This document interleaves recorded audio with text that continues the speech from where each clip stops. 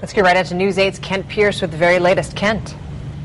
And this is, Kristen and Chris, a big warehouse that collapsed under the weight of all the snow and ice we've seen in the past month or so. A heartbreaking situation for the owner of this building who saw it coming, knew that it was a problem, but just couldn't get the snow removed in time. Take a look at this warehouse back here. This is InfoShred, a 50-foot high warehouse that held all of their shredding and some document storage and their recycling operation there. It collapsed about 3:30 this morning, but they knew that there was a problem with the building earlier this week. They heard the creaking and groaning of the structure. They had people come in and look at it, and they knew that there was way too much snow and ice on the roof. They actually brought in people to try to remove it, but it turns out that's a tricky operation.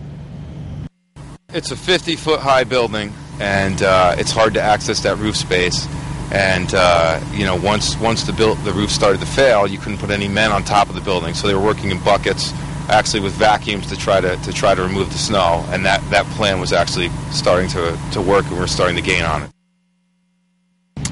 They stopped that operation at about midnight. They kept a couple of people standing nearby in an adjacent building to keep an eye on things, and those people heard the collapse at about 3:30 this morning. Fire department on scene, engineers on the way, but as you can tell from the looks of this, that main warehouse building, it's a complete loss right now, and they're trying to work to retrieve the documents that were stored inside to try to retain the integrity of those documents for their clients here. That's the main concern of the business owners. The main concern of the fire department now is this is one of 10 structural calls they've had just in the past couple of days just here in East Windsor. So they are obviously encouraging everybody to please clear the snow and ice off their roofs.